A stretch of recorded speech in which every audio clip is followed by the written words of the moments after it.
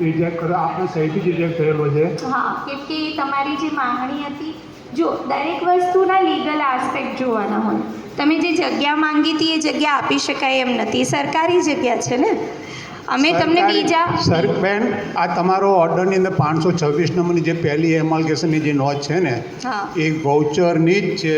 એને દાદા હું તમને સમજાવું. ગૌચર નીતિ ક્યારે આવી? અહીંયા તો ઘણા ભણેલા છે, મને કોઈ કહેશે ગૌચર નીતિ ક્યારે આવી?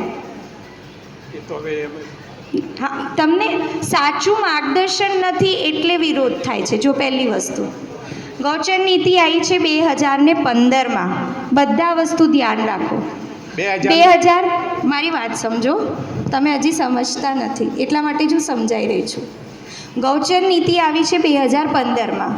સુપ્રીમ કોર્ટે ડાયરેક્શન આપ્યું, એ પછી સુપ્રીમ કોર્ટે ડાયરેક્શન આપ્યું કે ગૌચરની લેન્ડમાં કશું નહીં થાય. તમે જે રજૂઆત કરો છો ગૌચરની, પહેલાં તો 2015 પહેલાં તો ગૌચરની જમીન સરકારી પડતરની જેમ ઇસ્તેમાલ થતી હતી, એટલે સરકારે આ નીતિ બનાવવી પડી. એ જે તે સમયે ઘણી જગ્યાએ ગૌચરની જમીનોને શ્રી સરકાર કરેલી છે. એ જમીનો પછી ઘણા બધા લોકોને ફાળવેલી બી છે. કલમ 38 હેઠળ કલેક્ટર સરને પાવર હતા, બરાબર? એટલે તમે જે નોંધની વાત કરો છો એ નોંધ પછી એ જમીન સરકારી પડતર ઓલરેડી ગૌચર નીતિ પહેલાં થઈ ચૂકી છે. બેન, 2009નો તમારો હુકમ છે ને, એમાં આ જમીનને ગૌચર તરીકે બતાવેલી છે આપે. કાકા, હું તમને એ જ સમજાવવા માંગુ છું. આપ કહો છો કે 15મો 2000 અમે જો સરકારી તંત્ર તરીકે ટાઇટલ ક્લિયરન્સ વસ્તુ જાણતા હોઈએ. તો મેડમ, આપને એક પ્રશ્ન કરું છું. આપ જ્યારે પણ જે કોરસ્પોન્ડન્સ કોલેજ માટે કર્યું છે, દરેક કોલેજ એ કોરસ્પોન્ડન્સમાં તમે ગૌચર તરીકે એ જમીનનો ઉલ્લેખ કર્યો છે. તમારી મેઇન માંગણી શું છે? તમારે કોલેજ માટે જગ્યા જોઈએ છે, બરાબર છે? કોલેજ બનાવવું એ તમારી મેઇન માંગણી છે ને? કોલેજ ડેવલપમેન્ટ, તમારી ભાષામાં ડેવલપમેન્ટ માટે. હું એ જ કહું છું, તમારે કોલેજ બનવી જોઈએ ને, બરાબર? Survey number is irrespective of college, બરાબર? એટલે તમને જે જગ્યાની તમને જે જરૂરિયાત છે, ઘણા સર્વે નંબર છે. પ્રાણી સંગ્રહાલયથી ડેવલપમેન્ટ થઈ જશે ને અમારું કોલેજ બી ડેવલપમેન્ટની જ વસ્તુ છે, કોઈ ના નથી પાડી રહ્યું તમને. સર્વે, તમને કોલેજ એવું નથી કીધું કે તમને ક્યારેય બનાવી નહીં. તમે પ્રપોઝલ આપો, ફરી કોઈ સારી જગ્યા જોઈને કોલેજમાં પોઝિટિવ મૂકીશું. નેગેટિવ કોઈ નથી. જુઓ દાદા, આમાં જ તમે જે નેગેટિવ કોઈ નથી. તમે પ્રપોઝલ મૂકો. તમે એ જ આ બધા કોરસ્પોન્ડન્સમાં એને ગૌચર તરીકે બતાવી. જ્યારે આ ડિમાન્ડ થઈ ત્યારે તમે એને સરકારી મારી વાત સમજો. તમારું કોરસ્પોન્ડન્સ છે મારી પાસે. મારી વાત એ જ હું તમને સમજાવી રહી છું. હું તમને એ જ સમજાવી રહી છું. ટાઇટલ ક્લિયર ના હોત તો સરકાર ડિસિઝન જ ના લેત દાદા. તમે સમજો. તો પછી તમે અત્યાર સુધી તમે જે રજૂઆત કરો છો, તમારું આશય શું છે? તમારું આશય છે કોલેજ બનાવવું અને જગ્યા આપે એમાં કોલેજ બનાવી છે, તો એ થશે. તમે એમાં પોઝિટિવ રહો. હું આપને કહું છું કે જ્યારે અમારી કોલેજની વાત હતી ત્યારે તમારું કોરસ્પોન્ડન્સ, તમે જસ્ટ લિસન મી, તમે બધી જગ્યાએ લખો છો કે આ જમીન ગૌચરની છે. જ્યારે એને રિજેક્ટ કરવાની વાત આવી ત્યારે તમે કહો છો, જ્યારે પ્રાણી સંગ્રહાલય માટે આપવાની વાત થઈ ત્યારે તમે કહો છો કે આ તો સરકારી પડતર છે. બે જગ્યાએ અલગ અલગ ઇન્ટરપ્રિટેશન કેમ કરી? દાદા, તમારી જે ફાઇલ છે, બરાબર, એ તમે એકવાર મને બતાવી દો. તમારી જે ડિમાન્ડ છે, તમારી ડિમાન્ડ છે, તમારું એ જસ્ટ પ્લીઝ 2023નો તમારો લેટર છે, તમારી સહીવાળો. એક જસ્ટ લિસન મી. જો દાદા, ખોટી આર્ગ્યુમેન્ટ માટે તો આપણે બેઠા નથી. ઓકે, તો પછી તમારી ઈચ્છા છે કે કોલેજ બનાવી. તમારી ઈચ્છા કોલેજ બનાવી છે કે તમારે એવું છે કે સરકાર જોડે ઝઘડો કરવો છે? મને કહો. ઝઘડો નથી કરવો. અમારે ઝઘડો કરવો તમે અત્યારે વહેલો કર્યો. તો કોલેજ માટે જ્યારે હું અહીંયાથી કહું છું કે તમે પ્રપોઝલ મૂકો, આપણે કોલેજ માટે પોઝિટિવલી વિચારીએ, ઉપર દરખાસ્ત મોકલીએ, તો પ્રશ્ન સોલ્વ થવો જોઈએ. તમારી કોલેજથી જોવાનું છે. તમને હું કોલેજ માટે ના પાડી? મેં ના નથી પાડતી કે કોલેજ નહીં આપું તમને. એવું કીધું કોલેજ માટે જગ્યાઓ અમે નહીં ફાળવી આપીએ. પ્રશ્ન ત્યારે હોવો જોઈએ જ્યારે અમે તમને કોલેજ માટે જગ્યા આપવાની ના પાડીએ. તમે એ અમને ના પાડી છે અને પ્રાણી સંગ્રહાલય માટે આ પાડી છે. કાકા, હજી બી મેં તમને કહું છું, અત્યારે બી કહું છું કે તમે પ્રપોઝલ મૂકો, અમે પોઝિટિવલી ઉપર ફોરવર્ડ કરીશું. આ મૂકેલી તમે રિજેક્ટ કરી છે ને? રીઝન્સ જુઓ કાકા, કોલેજ માટે મારી પાસે 50 લોકો ફાઇલ મૂકે છે. હવે હું તમને રિયલ પિક્ચર કહું, તમે એકલા નથી, 50 લોકો ફાઇલ મૂકે છે.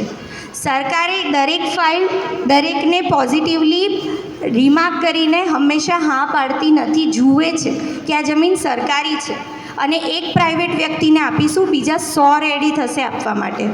તમારો જે કેસ છે કે તમારા ગામ માટે કોલેજ બનાવી છે અને ખૂબ જ જરૂરિયાત છે, તમે કહો છો, તો આ કેસ માટે અમે પોઝિટિવલી વાત કરીશું. હું એ કહેવા માગું છું, રિજેક્ટ ખાલી આપની એકલાની નથી થતી કાકા, રિજેક્ટ એક સાથે 10-10, 15-15 ગણી થતી હોય છે. મારું કહેવું એ છે કે તમે અમારા કેસમાં તમે કહો છો સરકારી, જો તમને એ બી કહું, એક પ્રાઇવેટ વ્યક્તિ કોલેજની માંગણી મૂકશે અને એક સરકાર ડિસિઝન લઈ રહી છે કે અહીંયા સરકારી આ વસ્તુ બનાવી છે, તો સરકારે જે ડિસિઝન લીધું છે બનાવવાનું, એને હંમેશા આગળ પડતો ભાર મૂકવામાં આવે છે, કેમ કે જમીન સરકારી છે. તમે સમજો, તમારી જે રજૂઆત છે એવું નથી કહેતા કે તમારી કોલેજ નહીં બનવાની, તમારે તો કોલેજ બનાવી છે, એની માટે અમે કહીએ છીએ કે પ્રપોઝલ આપો, આપણે પોઝિટિવલી ફોરવર્ડ કરીશું. નેગેટિવ રેકમેન્ડેશન થયું છે, જે તે વખતે થયું યોર હશે, સિગ્નેચર, જે તે વખતે થયું હશે, કેમ કે એની તમે તેવી એક જ સર્વે, હા, કેમ કે એ સમયે સરકારમાં આની પ્રપોઝલ પેરેલલ ચાલતી 2023માં એને ગૌચર હા. કરીને આપી છે. 2023ની જ વાત કરું છું, જે તે સમયે આનું પેરેલલ કામ ચાલતું હતું. એટલે તમારો આશય છે કે આ વસ્તુને તમારે ડિફેન્ડ જ કરવી છે, તો તમે એક્ટિવલી કરી શકો છો, કોઈ વાંધો That we will નથી. do it. That we will do it. હા, તમે એ કરી શકો છો, બટ આનો કોઈ નિકાલ નહીં આવે, એ બી હું તમને કહી દઉં. તમારો નિકાલ, જો તમારે એ જ દિશામાં, એ જ મેં કહેવા માગું છું ને, અહીંયા આગળ દરેક વસ્તુને નેગેટિવલી ફાઇટ કરવામાં આવે છે. તમારે કોલેજ જોતી હોય તો અત્યારે જેટલા લોકો છે એની હાજરીમાં કીધું છે કે તમે પોઝિટિવલી દરખાસ્ત પ્રપોઝ કરો. એનું તો હાલે કશું થઈ શકે તેમ નથી, પણ બીજા ઘણા સર્વે નંબર છે જૂના ડીસાના કે જે હાલ ઓપન છે, એટલે જો જેને ઢોર ચડાવવા જવું હોય તો એ સર્વે નંબરોમાં જઈ શકે છે. મેડમ, આપ જો આપનો સમય કાઢી શકતા હો તો આપ કહો તો હું આપને મારી ગાડીમાં અથવા આપની ગાડી હું આવું, હું આપને મને બતાવો કે કયા ગૌચરો ખુલ્લા પડ્યા છે, આટલું મારે જાણવું છે, એક ફક્ત એ ગૌચર સિવાય. બરાબર. બીજો એક સર્વે નંબર હાલ ખાલી જ પડેલો છે, અમારા ધ્યાને બી છે, 411 સર્વે નંબર, એ આખો ખુલ્લો જ છે, 100 એકરનો સર્વે નંબર છે. અને મેડમ, જે તે વખતે અમે કોર્ટમાં ગયા ત્યારે કોર્ટે પણ હુકમ કરેલો છે અને કલેક્ટરશ્રીએ પણ હુકમ કરેલો છે એ મને ખ્યાલ છે, હાઈકોર્ટમાં કેસ નીકળી ગયેલો છે, નહીં. એટલે એ બધું ટાઇટલ ક્લિયર કરીને જ ડિસિઝન લીધેલું હોય. જુઓ, એટલે જે વસ્તુ પોલિસી મેટર છે એ તો અમારા હાથમાં નથી, જે વસ્તુ પોલિસી મેટર છે અમે ચેન્જ નહીં કરી શકીએ, બરાબર. એટલે એ સિવાયના જો તમારા કોઈ ગામને લગતા વિકાસના પ્રશ્નો હોય તો અમે એ બાબતે ચર્ચા કરી શકીએ. એટલે તમારા ગામના ઘણા પ્રશ્નો હોવા જોઈએ, જે એકચ્યુઅલી આ જે પ્રશ્ન છે એના કરતાં તમારા પ્રશ્ન શું હોવા જોઈએ, હું માનું છું ત્યાં સુધી ગામના વિકાસના પ્રશ્નો હોવા જોઈએ. પહેલો પ્રશ્ન હોવો જોઈએ કે ગામમાં કેટલી સ્કૂલ છે, ગામની વસ્તી કેટલી છે, પાણી કેવું છે, ગટર વ્યવસ્થા કેટલી છે તમારી ગામમાં, કચરાનો નિકાલ ડે ટુ ડે કેવી રીતે થઈ રહ્યો છે, આ બધા મેજર પ્રશ્નો હોવા જોઈએ.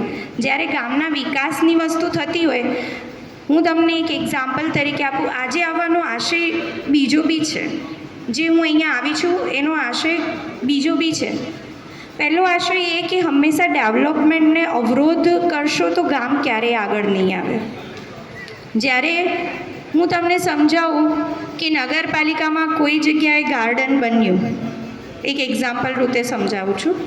હવે એ ગાર્ડન માટે નગરપાલિકાના રહીશો રેડી નથી કે આ જગ્યા ખુલ્લી જ રાખો, અમે દબાણ કરીશું, ઘર બનાવીશું, આ જગ્યા ખુલ્લી રહેવી જોઈએ, અહીંયા ગાર્ડન ના થવું જોઈએ.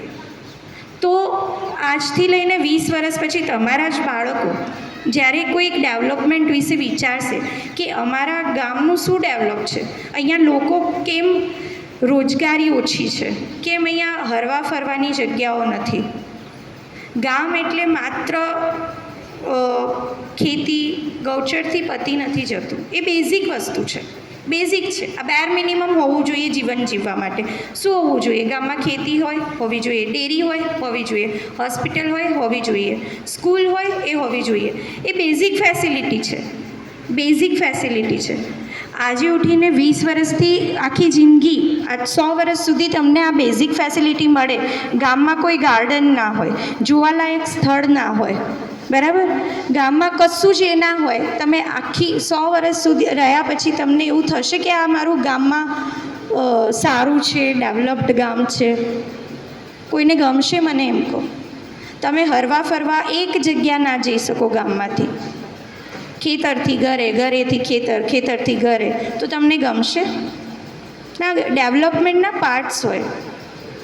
ફોર એક્ઝામ્પલ, તમે સમજો કે કાલે ઉઠીને આ ગામમાં બગીચો બન્યો, તો કોણ જશે બગીચામાં? મને એ કહો. કોણ જશે? ગામના લોકો જ જશે ને.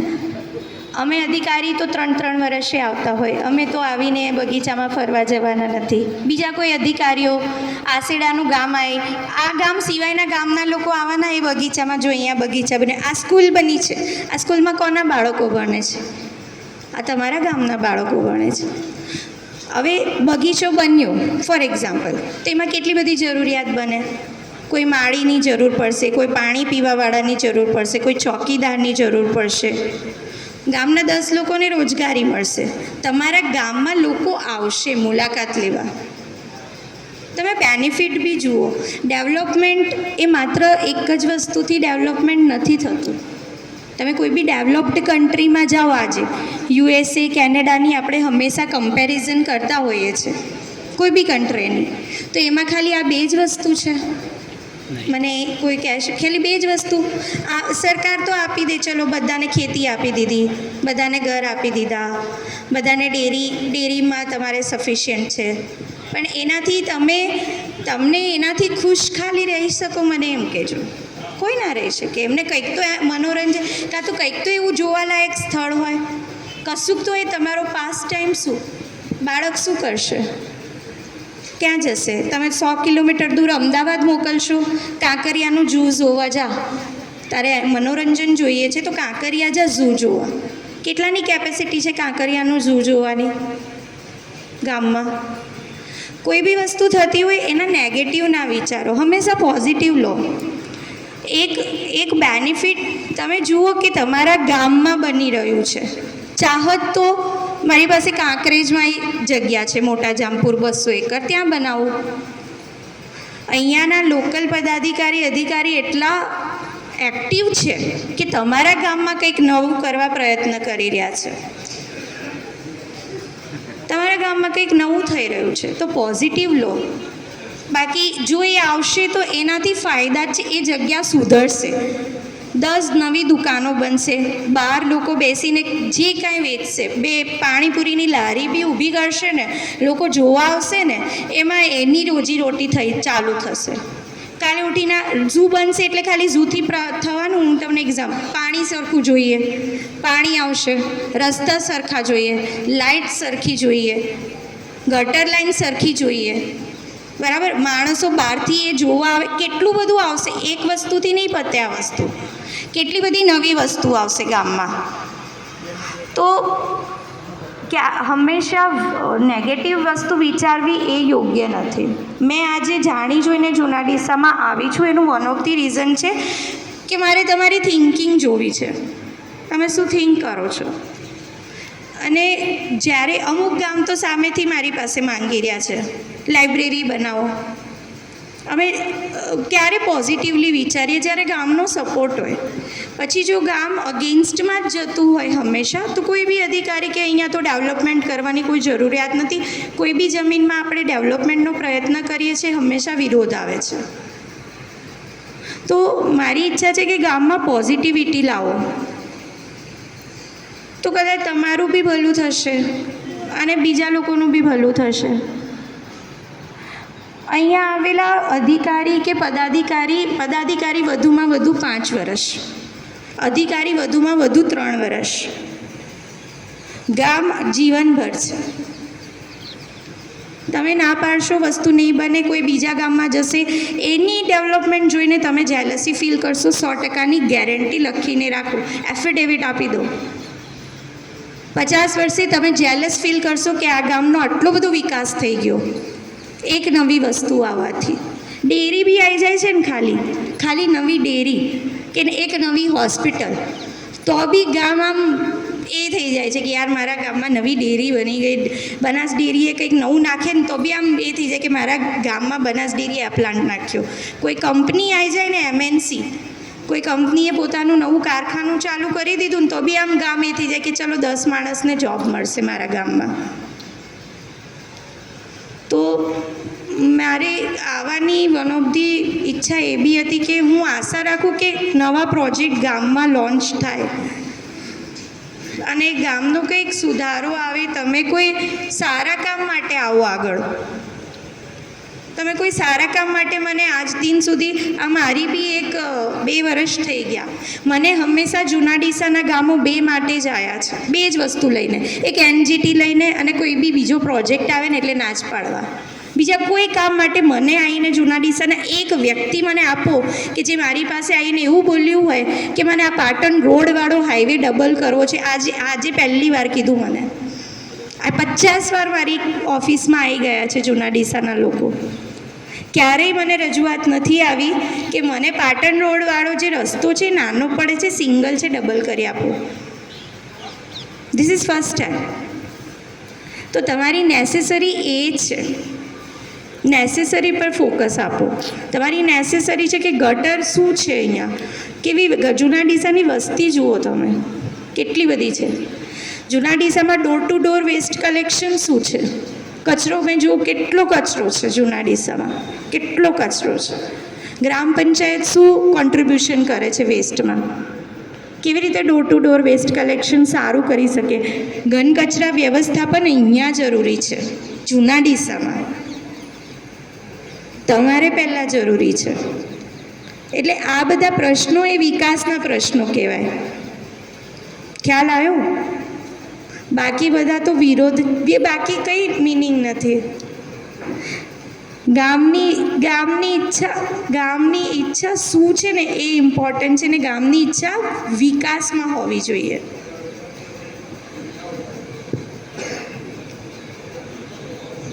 તો હું બીજા કોઈને કોઈ પ્રશ્ન હોય મને વિકાસના પ્રશ્નો પૂછો, હું ખુશ થઈશ. તમે મને પ્રાર્થના શેડ માટે કીધું, હું ખુશ થઈ કે ચલો મને કોઈએ રજૂઆત કરી. મને આટલા 2 વર્ષમાં કોઈએ મને નહીં કીધું કે મારી આ શાળામાં પ્રાર્થના શેડની જરૂર છે. તમે મને કહો, અમારું કામ એ જ છે વિકાસના કામ આપવાનું. તો તમે આવી રજૂઆત કરો તો એ સારી વાત. તમે માંગો, આવેલી વસ્તુનો વિરોધ ના કરો, તમે નવી વસ્તુ માંગો. હું એ ઈચ્છા ધરાવું છું. તમારે એવું કહેવું જોઈએ કે મારી પીએચસી છે એને સીએચસી આપો, એ અમારી માંગ છે. એ સારી વસ્તુ છે, એ સારી વસ્તુ છે. ખ્યાલ આવ્યો? શું હોવું જોઈએ તમારે? પોઝિટિવ માંગણી હોવી જોઈએ રાધર દેન વિરોધ. પોઝિટિવ